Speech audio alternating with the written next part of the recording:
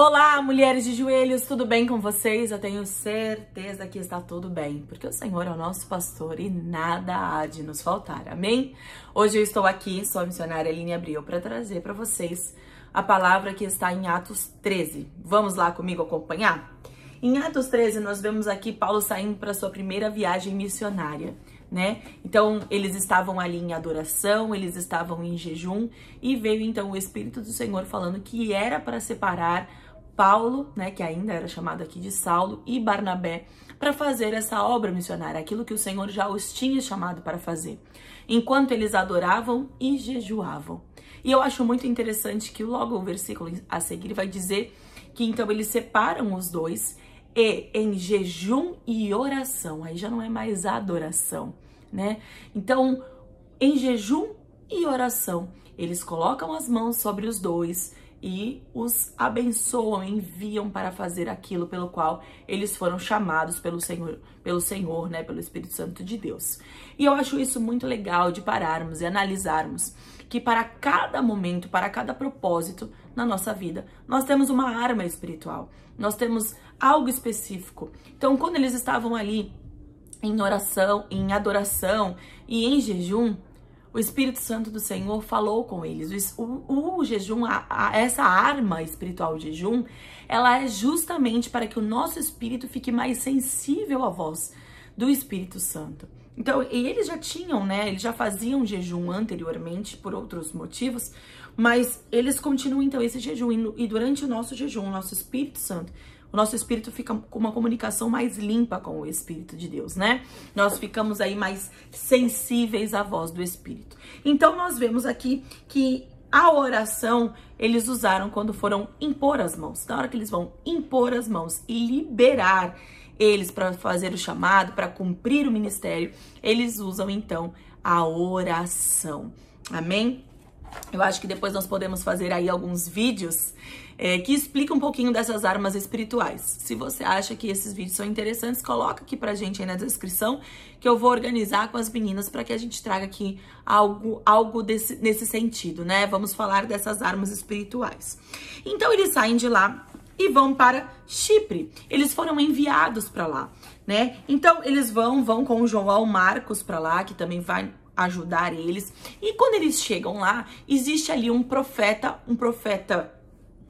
falso, ele não era um profeta real, se intitula Bar Jesus, né? O nome dele não é esse. Depois, nos próximos versículos, aqui nós vamos ver que o nome dele era Elimas, mas ele se chamava de Bar Jesus. Esse prefixo Bar, ele significa, no hebraico, filho de, né? Então, Bartimeu era filho de Timeu. E nesse caso, ele está dizendo aqui um Bar Jesus. Então, ele estava remetendo a ser um profeta filho de Jesus, né? E ele é muito amigo do governador Paulo Sérgio daquele lugar, ele era o governador daquele lugar. Ou seja, ele era um falso profeta que tinha um networking, como a gente fala hoje em dia, muito bom. Ele conhecia o governador. E esse governador, ele manda chamar Paulo e Saulo, porque ele queria saber mais da palavra de Deus. Ele já estava sabendo, já estava um burburinho de que esses dois homens estavam pregando ali. E ele queria saber dessa palavra. Só que esse Bar Jesus, Elimas, ele não queria. E às vezes nós temos alguns amigos assim à nossa volta. Coisas boas do Senhor, diretamente do Senhor para a nossa vida. E esses amigos que estão à nossa volta, eles não querem. Eles tentam fazer algo para que aquilo não chegue até nós, né? E acho muito interessante porque nós vamos ver aqui que Paulo se levanta e repreende ele. Repreende ele de uma maneira fervorosa, assim, sabe? E aí, quando ele repreende ele diz, você vai ficar sem enxergar. E na mesma hora, ele vê como se fossem nuvens negras e ele para de enxergar. E o governador, vendo isso, ele escuta a palavra de Deus, ele crê naquele poder, naquele milagre. Então eu queria dizer para você que se em algum momento existe algum amigo seu, alguém de perto, alguém da sua família, que está tentando não deixar chegar até você algo que vem diretamente do Senhor, algo que já tem uma palavra liberada sobre a sua vida, eu queria que você dizer para você não se importar com isso. Porque de alguma maneira, os milagres que o Senhor vai fazer justamente nessa situação, vai fazer com que você creia ainda mais e que talvez até esse seu amigo, que às vezes nem crê no Senhor, ele possa ver, contemplar os milagres do Senhor na sua vida e passe a crer e a entender quem é esse Deus maravilhoso que nós servimos. Amém? Todos aqueles que se levantam à nossa volta, nós precisamos nos lembrar, trazer à memória o que a palavra nos diz, que todas as coisas cooperam para o bem dos que amam a Deus. Se você ama ao Senhor, eu quero que você saiba que todas as coisas vão cooperar para o seu bem. E aí depois disso tudo, Paulo e os seus companheiros, eles navegam, eles saem de Pafos e vão para Perge. E aí eles chegam lá e já vão diretamente lá pregar. No sábado eles já vão pregar na sinagoga. Eles chegam lá, eles sentam bonitinhos, quietinhos e lhes é dado então a vez de falar. Se eles próprios lá dizem, se vocês têm algo para dizer, pode dizer. E então Paulo se levanta e ele começa a pregar. Mas ele não prega só o que aconteceu com Jesus. Ele vem trazendo uma genealogia. Porque ele sabia, Paulo, ele era extremamente inteligente e ele era muito culto, né? Ele conhecia da cultura judaica, ele conhecia da cultura desse pessoal. Então o que ele faz? Ele começa a pregar trazendo toda a genealogia. Ele começa a pregar contando tudo o que aconteceu desde lá de trás, passando pelo Êxodo, por Moisés, por tudo. Ele passa por tudo que aconteceu com Saul, Davi, até que ele chega em Cristo. E aí ele vai contar a respeito de Cristo, daquilo que Cristo fez também, né? Não só contando a respeito das antiguidades do povo de Deus, mas de Cristo também. E aí quando ele vai contando, ele diz assim, lá no versículo 27, de fato os moradores de Jerusalém e os seus líderes não entenderam que Jesus é o Salvador e também não compreenderam as palavras dos livros dos profetas que são lidos todos os sábados. Ele estava numa sinagoga em um sábado e tinha acabado de ter lido tudo isso. E ele está dizendo, aquele povo que fazia o mesmo que vocês fizeram agora, fazia sem entendimento nenhum. Então nós precisamos entender, queridas, que é mais importante entendermos o que estamos lendo do que somente ler. Não adianta nós pegarmos a palavra do Senhor e ler o ano inteiro de Gênesis e Apocalipse, como eu vejo várias pessoas fazendo, né? Eu não tenho nada contra, eu acho que é bênção você ter esse plano de leitura, mas assim, se é só leitura por leitura, não adianta, nós precisamos entender. Quando nós vemos a história daquele eunuco que Felipe vai atrás dele para pregar ali, para explicar a palavra, ele estava lendo Isaías sozinho. Ele tinha acabado de sair de uma pregação, ele tinha acabado de sair da sinagoga. Ele tinha ouvido a palavra. Só que a Bíblia vai nos relatar que Felipe é levado lá para explicar para ele a palavra porque ele não entendeu nada. Ou seja, o fato de estarmos às vezes dentro da igreja ou dentro de qualquer outro lugar que prega a palavra do Senhor não significa que nós estamos entendendo. Nós precisamos compreender realmente a palavra, porque quando nós entendemos a palavra é que ela tem o poder de nos transformar. E a transformação é o objetivo da palavra de Deus, né? A nossa transformação, não há encontro com Jesus sem transformação. Então nós precisamos entender isso. E Paulo estava dizendo isso aqui para eles, né? E aí ele diz assim, embora não encontrassem nenhuma razão para condená-lo à morte, pediram a Pilatos que mandasse matá-lo. Então ainda que eles lessem sobre o Messias prometido há milhões de anos, sei lá eu quantos anos eles já liam sobre isso nas sinagogas, eles não conseguiram entender nada. Porque logo em seguida pediram para matar aquele a quem eles estavam esperando, né? Então, depois de fazerem tudo que a Escritura Sagrada falam a respeito dele, eles o tiraram da cruz, puseram no túmulo. Só que ele ressuscitou, é o que ele está dizendo aqui. Ele ressuscitou. E durante muitos dias ele apareceu às pessoas que o tinham acompanhado da Galileia até Jerusalém. Agora essas pessoas são testemunhas que falam a respeito de Jesus ao povo de Israel. E nós estamos aqui para trazer o evangelho a vocês. Deus fez agora para nós o que havia prometido aos nossos antepassados. Ele ressuscitou Jesus, como está escrito no Salmo de número 2. E aqui ele começa a trazer à memória a palavra. A palavra que esse povo conhecia, que era a palavra que apontava para Cristo, o Cristo que viria de vir. E ele vai então ali falando. E depois lá no versículo 36 vai dizer assim: e Paulo disse ainda, na verdade, Davi, no seu tempo, cumpriu os planos de Deus e depois morreu e foi sepultado. Aqui ele está dizendo o quê? Que na palavra de Deus dizia que aquele que morreu, ele até falou, ele citou aqui no 35, tu não deixarás que o teu dedicado servo apodreça na sepultura.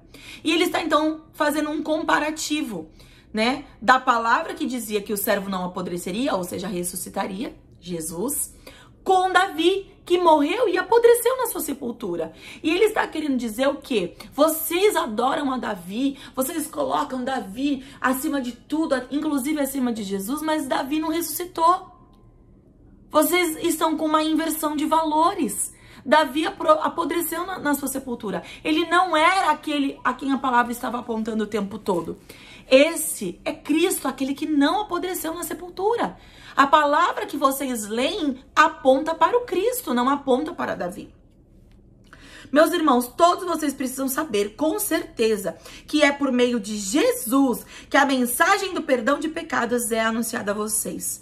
Precisam saber também que quem crê é libertado de todos os pecados dos quais a lei de Moisés não pode livrar, porque eles ainda eram muito apegados a essas leis, né? Portanto, tenham cuidado para que não aconteça o que os profetas disseram. Prestem atenção, vocês que zombam de Deus, fiquem espantados e morram. Pois o que vou fazer agora é uma coisa em que vocês não acreditariam, mesmo que alguém explicasse. Quando Paulo e Barnabé estavam saindo da reunião, as pessoas pediram com insistência para que eles voltassem no sábado seguinte. Então, quando eles saíram dali, aquelas pessoas que estavam na reunião imploraram. Porque quando alguém fala da verdadeira palavra do Senhor, quando alguém fala verdadeiramente de Cristo, não tem um coraçãozinho de Deus que não queime, gente. Não tem. Eu tenho certeza que enquanto vocês estão aqui vendo esse vídeo, o coração de vocês pega fogo. Não só no meu, mas no das meninas, em todos. Porque a palavra de Deus, ela tem esse poder em nós. O nosso coração pega fogo. E eles voltaram no sábado seguinte. E sabe o que aconteceu? Quase toda a cidade estava lá para ouvir. Um foi falando pro outro, gente, tem uns homens aqui que estão falando palavras maravilhosas, vocês precisam vir. E aí eles vieram, a cidade quase toda, mas os judeus começaram a se inflamar com aquilo. E começaram a juntar um montinho para querer pegar eles. E quando isso acontece, né, aqui tá dizendo que então começaram a dizer o contrário do que Paulo dizia e o insultaram. Porém, Paulo e Barnabé falavam ainda com mais coragem. E eu deixei aqui grifado porque eu gostaria de que nós pensássemos, né? Será que quando somos insultados porque estamos proclamando a palavra, será que nós temos nos sentido assim? Será que nós começamos a falar então com maior coragem? Ou será que nós paramos, nós ficamos com medo, nós retrocedemos, nós desistimos? É algo que nós precisamos pensar, né? Então, eles começaram a falar ainda mais, eles anunciaram ainda mais. E aí eles começaram a falar diretamente com os judeus. Ei, a palavra de Deus veio primeiro para vocês. Era necessário que assim fosse para que se cumprisse. Mas porque vocês não querem nos ouvir, essa palavra então será levada a todos, aos gentios. Os gentios ficaram muito felizes quando ouviram isso. Mas aí eles começaram, então, a se inflamar. E aí aqui vai nos dizer o seguinte. Quando os não-judeus ouviram isso, ficaram muito alegres e começaram a dizer que a palavra do Senhor era boa. E creram todos os que tinham sido escolhidos para ter a vida eterna. A palavra do Senhor se espalhou por toda aquela região. Lembra que ela ia se espalhar? O próprio Jesus falou. Mas os judeus atiçaram as mulheres não judias da alta sociedade, convertidas ao judaísmo, e também os homens mais importantes da cidade, e começaram a perseguir Paulo e Barnabé, os expulsaram daquela região. Então os apóstolos sacudiram a poeira das sandálias, como Jesus mandou, em sinal de protesto contra eles, e foram para a cidade de Icônio.